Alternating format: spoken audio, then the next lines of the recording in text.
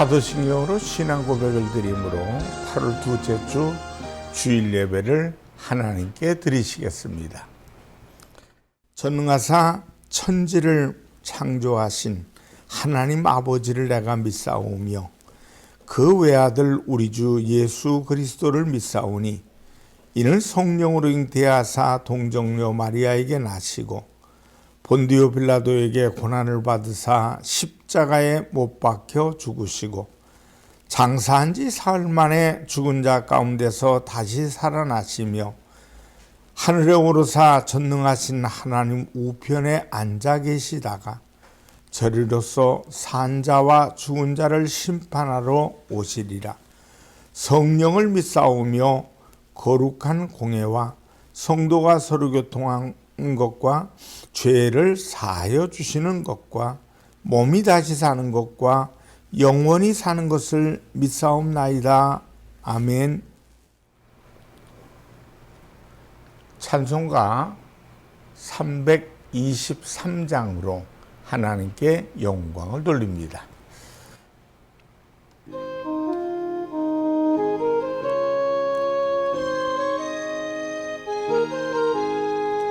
푸른 바다 나선이 봄 어디든지 가오리다. 괴로우나 즐거우나 주만 따라가오리니 어느 누가 막으리까 죽음인들 막으리까 어느 누가 막으리까 죽음인 막으리까. 아골골짝 빈들에도 복음 들고 가오리다.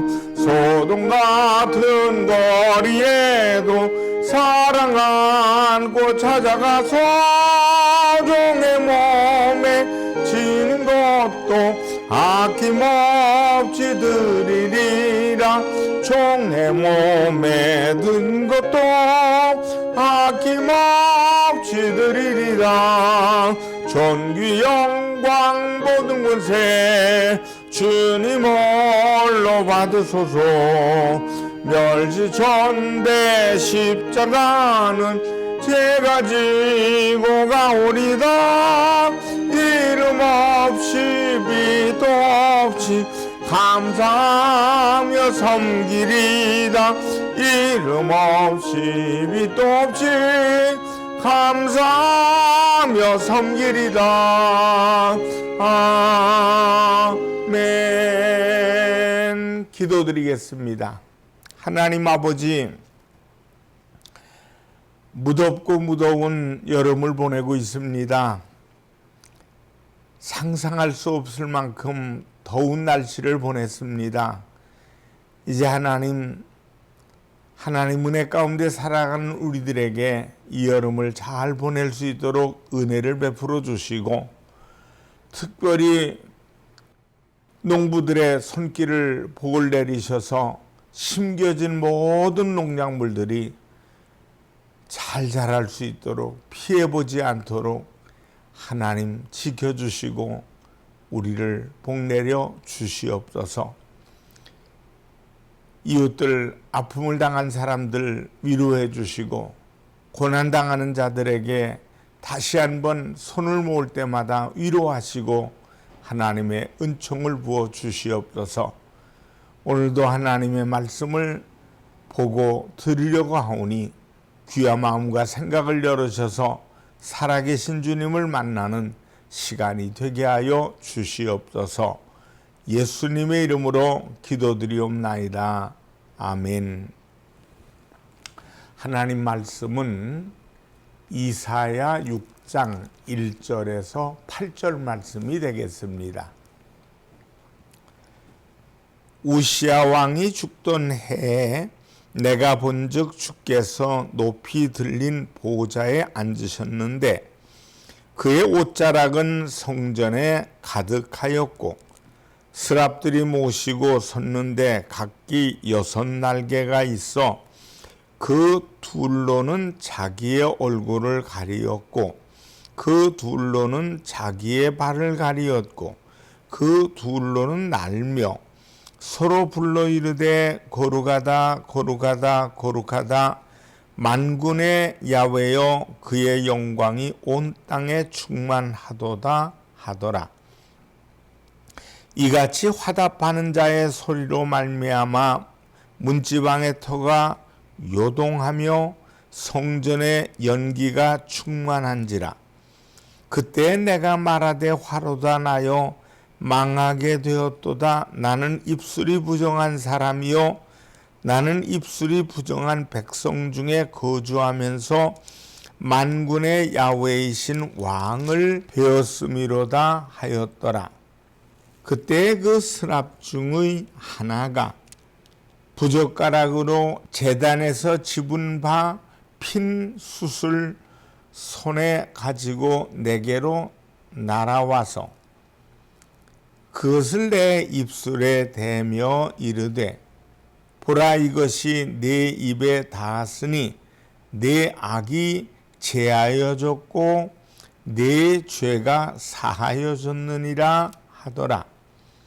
내가 또 주의 목소리를 들으니 주께서 이르시되 내가 누구를 보내며 누가 우리를 위하여 갈고 하시니 그때 내가 이르되 내가 여기 있나이다 나를 보내소서 하였더니.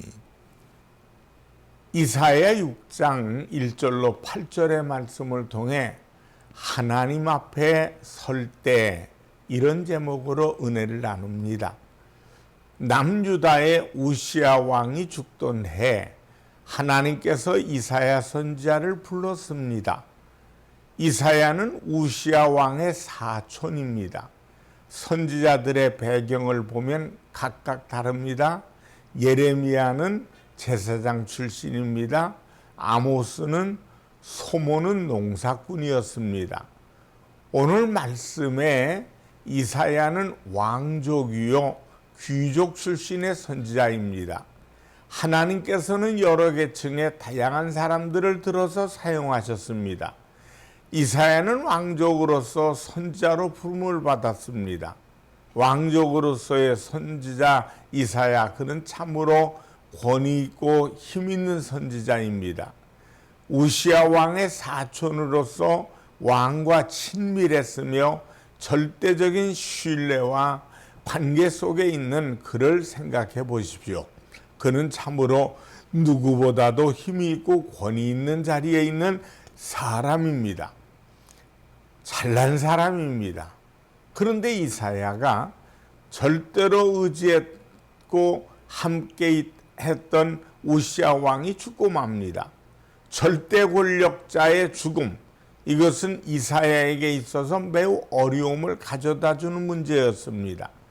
개인적으로 의지했고 국가적으로 의지했으며 정치적으로 의지했던 우시야가 죽었다는 것은 그 개인에게 있어서 어떠한 변화가 일어날지 모릅니다. 그리고 어느 왕보다 하나님을 잘 의지하던 왕 우시야가 죽었다는 것은 국가적으로 종교적으로 어떤 영향이 나타날지 모릅니다. 여기서 우리는 이사야의 두 모습을 보게 됩니다. 왕족으로서 권위와 힘을 가졌던 선지자 이사야, 그러나 이제 두려움 앞에 사로잡힌 이사야. 이사야는 이 두 면의 모습을 가진 이사야의 진정한 모습은 어떠한 것일까요? 이사야는 자신의 모습을 자신에게서 환경 속에서 보는 것이 아니라 하나님 앞에서 보게 됩니다. 두려움과 절망에 빠져 있는 순간 하나님께서 그를 찾아오셨습니다. 그는 이제 하나님 앞에 직면하게 됩니다. 하나님 앞에 직면함으로 그는 또 다른 자신의 모습을 보게 됩니다. 첫째, 자신의 존재를 발견하게 됩니다. 사랑하는 성도 여러분, 하나님 앞에 설 때 우리는 진정한 자신의 모습을 보게 됩니다. 이사야는 하나님을 만남으로 자신의 존재를 발견하게 됩니다. 하나님 앞에서 그는 자기 자신의 참된 존재를 알게 됩니다. 그런데 그 존재의식은 전혀 다른 것입니다. 우시야 왕이 살아있을 때 가지고 있는 권위와 지위에 대한 의식도 아니요, 우시야 왕을 잃어버림으로 인해서 온 개인적, 종교적, 국가적 두려움에 대한 것도 아닙니다. 오직 하나님으로 인한 존재의식입니다.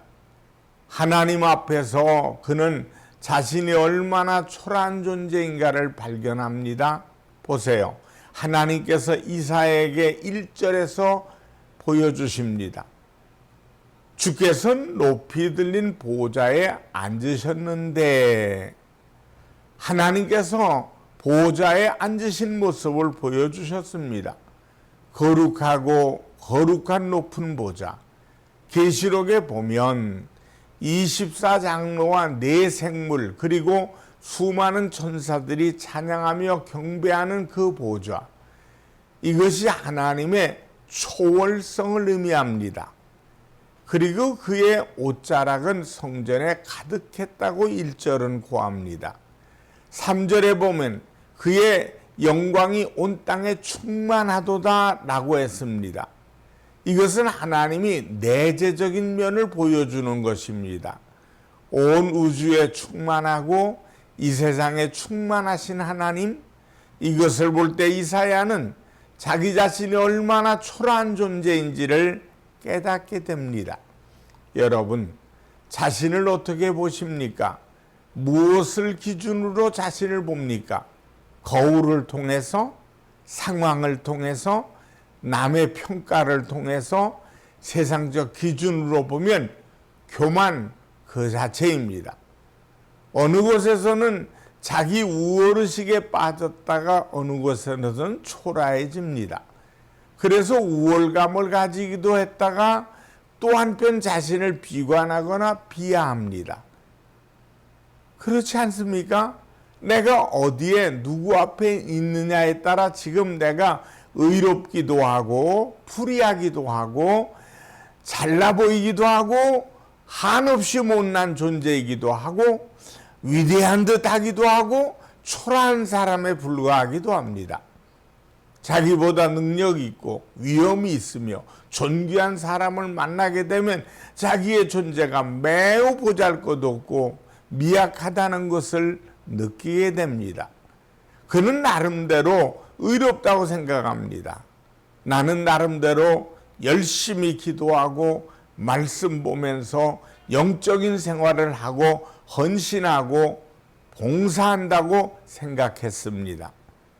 그러나 더 의롭고 경건하고 희생적인 삶을 사는 분을 보면 왠지 나 자신이 부끄럽습니다. 자신이 초라해 보이기도 합니다. 그런데 그렇지 못한 무리들 속에 들어가게 되면 왠지 내가 돋보입니다. 잘나 보이고 영적으로도 뛰어난 듯합니다. 왜 이런 상대적인 모습을 우리가 보이는 겁니까? 한마디로 교만하기 때문이 아닐까요? 이것 아십니까? 우월감도 교만입니다. 자기 비하도 교만입니다. 진정으로 우리 자신을 보아야 할 곳, 볼 수 있는 곳은 하나님 앞에서입니다. 하나님 앞에서 자기 자신을 솔직히 보고 그리고 하나님께서 무엇이라 하시는지를 우리는 들어야 합니다. 알아야 합니다. 그럴 때 우리 자신을 바로 알 수 있습니다. 그리고 바로 하나님께서 원하시는 삶의 자리로 갈 수 있습니다. 특별히 하나님 앞에 설 때 먼저 우리는 죄인됨을 깨닫게 됩니다. 하나님의 거룩하심과 하나님의 그 영광을 볼 때 사람의 죄와 허물이 드러나게 됩니다. 너무나도 순결하고 깨끗한 것이 내 곁에 있을 때 나의 것이 얼마나 변질되고 탈색되고 더러워지는가를 드러냅니다. 그래서 고개를 들 수 없습니다. 하얀 속옷을 새로 사서 옷장 서랍에 넣으면서 낡은 속옷을 보는 순간 지금까지 내가 입었던 옷들이 얼마나 변색되고 더러워졌는가를 새 옷을 넣는 순간에 알게 됩니다. 너무나 선명하게 드러나는 그 옷. 그래서 이거 내가 이런 옷을 입고 있었구나 판단하고 대부분 정리합니다. 이사야는 하나님의 영광을 보는 순간 하나님의 거룩하심과 순결하심, 그 큰 능력과 위엄을 보는 순간 자신의 죄와 허물을 보게 된 것입니다. 자신의 부정적 입술을 생각하게 됩니다. 그래서 이사야는 화로다 나여 망하게 되었구나 라고 하나님 앞에 엎드리게 되는 것입니다. 회개의 순간입니다. 하나님을 만날 때 그분의 거룩하심과 그분의 전지전능하심을 깨달을 때 죄인됨을 알게 됩니다. 그리고 무릎을 꿇게 됩니다. 사랑하는 성도 여러분, 여러분은 하나님의 영광 앞에 서 보았습니까?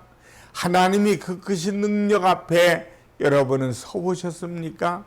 거기 설 때 우리가 해야 하는 것이 무엇인 줄 아십니까?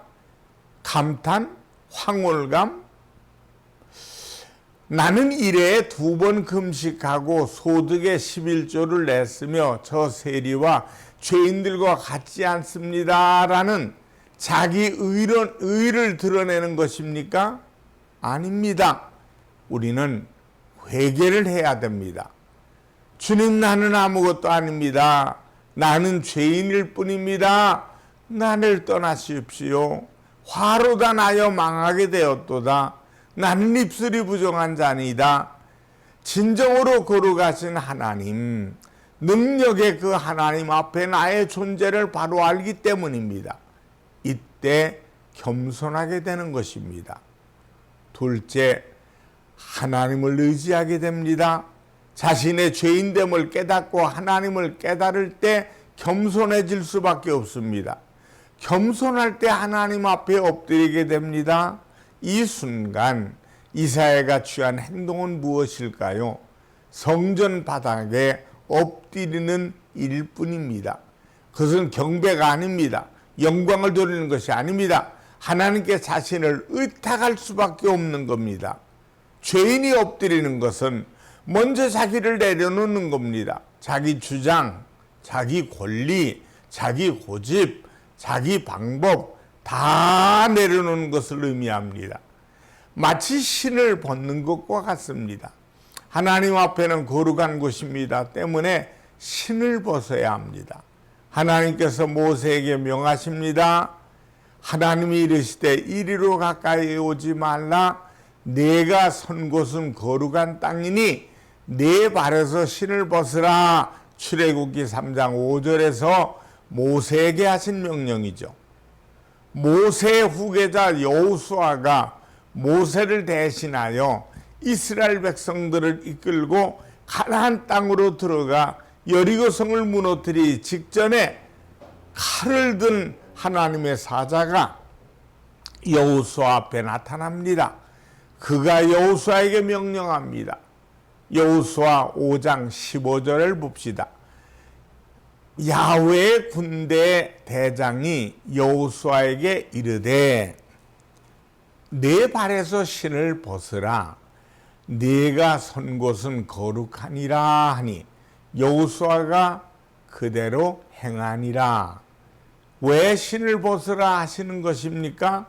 신은 우리가 알다시피 권리를 의미합니다. 신을 벗는다는 것은 자기 권리를 벗는다, 포기한다는 의미입니다. 하나님 앞에 엎드린 것은 바로 이것을 의미합니다. 하나님 앞에 뻣뻣이 사는 사람은 교만한 사람입니다. 물론 우리는 하나님의 자녀입니다. 자녀는 그 부모 앞에 당당히 섭니다.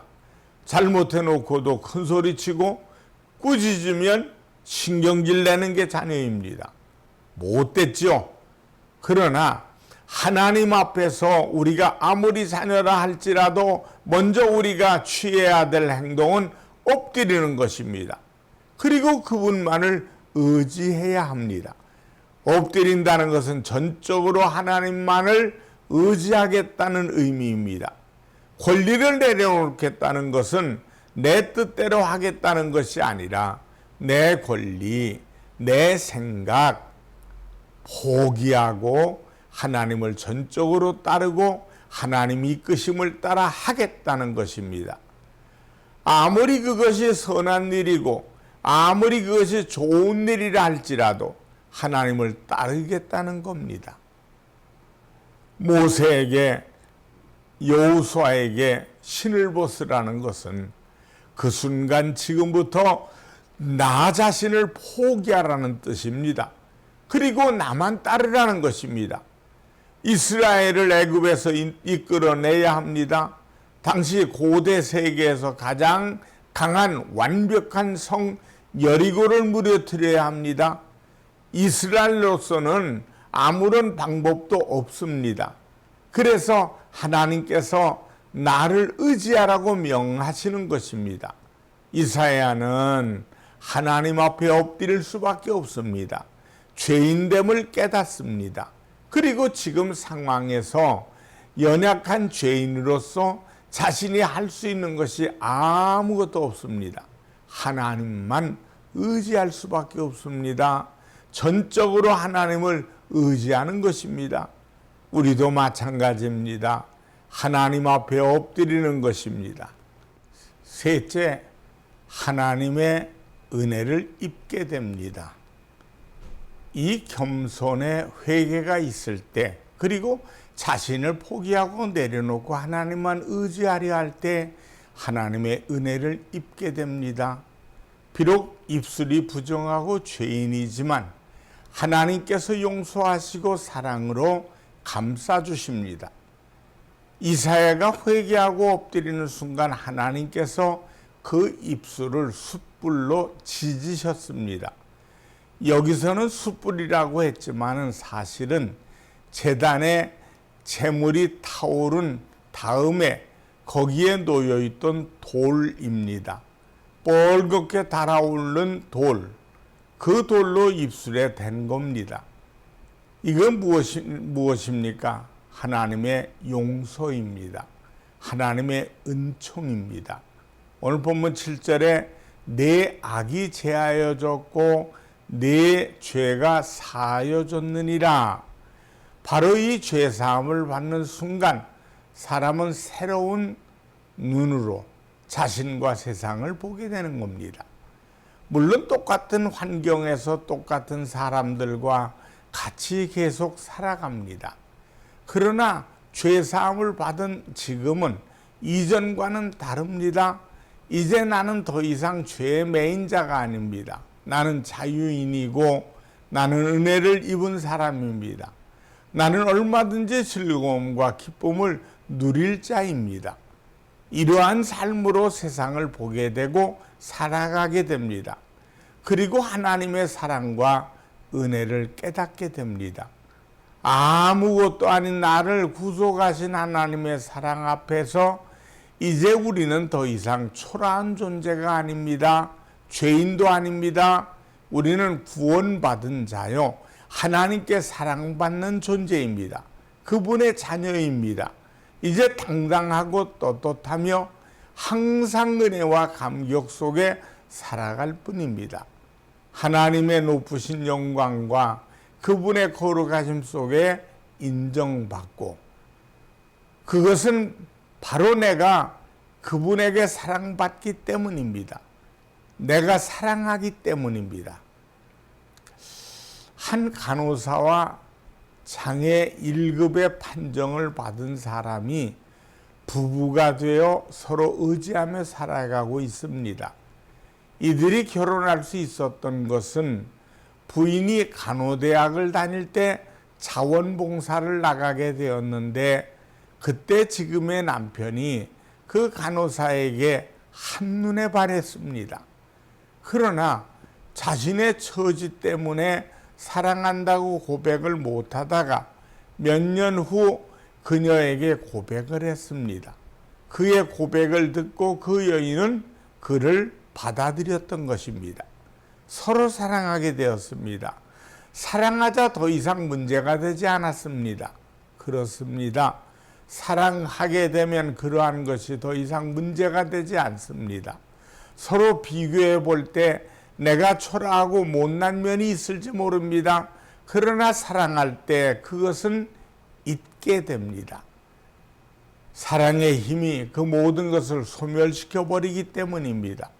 우리가 하나님의 사랑을 받고 하나님을 사랑할 때 비록 그분의 영광과 위엄 앞에, 그분의 거룩함 앞에 초라한 죄인이지만 더 이상 그것이 중요한 것이 아니라 내가 사랑받고 있고 사랑한다는 사실로 문제가 되지는 않습니다. 더 이상 나는 하나님 앞에서 죄인이 아닙니다.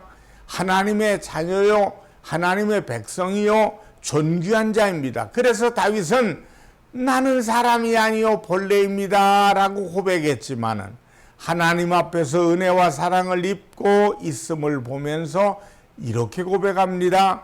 시편 8편 4절로 5절에 보니까 사람이 무엇이기에 주께서 그를 생각하시며 인자가 무엇이기에 주께서 그를 돌보시나이까. 그를 하나님보다 조금 못하게 하시고 영화와 존귀로 관을 씌우셨나이다. 이것이 하나님 앞에서의 우리의 모습입니다. 할렐루야. 넷째, 하나님의 사람으로 서게 됩니다. 여기서 이제 우리는 빛나고 높은 보좌와 그 위에 앉으신 하나님의 영광을 보게 됩니다. 초월하신 하나님의 높은 영광을 보고 그 은총 속에 들어가게 됩니다. 그리고 하나님의 말씀을 바로 듣게 됩니다. 하나님의 마음이 무엇인지, 하나님의 뜻이 무엇인지를 알게 되고 그분 앞에 응답하는 삶을 살게 됩니다. 이사야는 하나님의 높은 영광을 발견했습니다. 그 초월하신 높은 영광을 보고 순간 구속하신 하나님의 은총 속에 들어가게 됩니다. 그리고 그는 하나님의 음성을 듣게 됩니다. 오늘 본문 8절을 보면 내가 누구를 보내며 누가 우리를 위하여 갈꼬. 여기서 이사야는 응답합니다. 주여 내가 여기 있사오니 나를 보내소서. 하나님의 그 큰 영광 가운데 비록 부족한 죄인이지만 나를 용서하시고 나를 사랑하시는 그 하나님을 알 때 이제 우리는 그분의 부름에 순종하게 됩니다. 그분을 의뢰하고 의지하며 주의 일을 이루게 됩니다. 하나님 앞에 설 때 하나님의 은총이 임합니다. 사랑하는 성도 여러분, 여러분은 어디에 서 있습니까? 어디서 어떻게 자신을 보고 있습니까? 거울 앞에서 아니면 세상의 거울 앞에서 다른 사람들을 평가 앞에서 아니면 자기 주관적인 거울 앞에서 날마다 하나님 앞에 서십시오. 거룩하신 하나님, 능력이 많으신 그 하나님 앞에 설 때 나의 진정한 모습을 보게 됩니다. 나의 연약함과 부족함을 깨닫게 됩니다. 죄인됨을 깨닫게 됩니다. 그리고 회개하게 됩니다. 그러나 그것이 다가 아닙니다. 그렇게 하나님 앞에 설 때 이제 정직하고 진실하게 됩니다. 그분 앞에서 겸손해지고 이제 새로운 시각을 가지게 됩니다. 새로운 눈으로 세상과 사람을 보게 되고 우리의 일을 보게 됩니다. 그리고 그분의 사랑과 은혜 안에 살아가게 됩니다. 그 사랑과 은혜 안에서 우리는 죄인됨보다는 하나님의 자녀로, 하나님의 일꾼된 자로 믿음과 소망과 사랑 가운데서 살아가게 되는 겁니다. 하나님의 음성을 듣고 하나님의 뜻을 분별하는 자가 됩시다.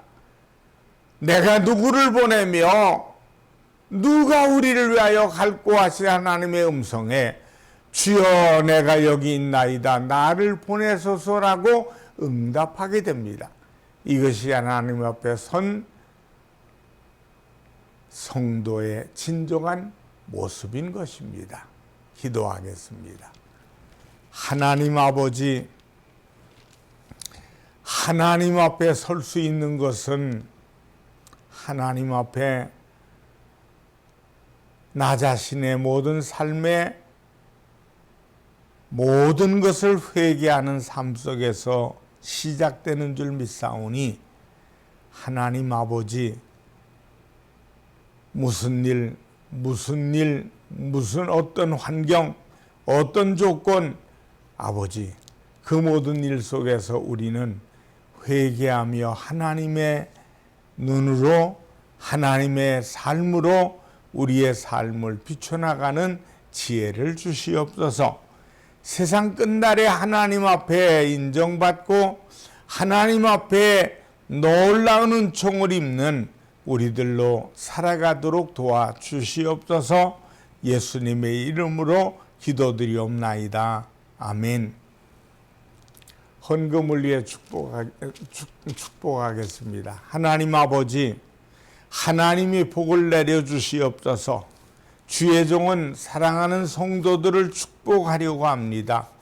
하나님이 하늘문을 여시고 저들의 손길에 부족함이 없도록 30배, 60배, 100배의 열매가 간증되고 우리의 믿음을 드린 이들에게 믿음대로 응답하여 주시옵소서. 예수님의 이름으로 기도드리옵나이다. 아멘. 축도하겠습니다. 지금은 우리 주 예수 그리스도의 은혜와 하나님 아버지의 크신 사랑하심과 성령 하나님의 충만 교통하심이 예배드리며 영광되는 모든 이들에게 이제부터 영원토록 함께 하시기를 간절히 축원하옵나이다. 아멘.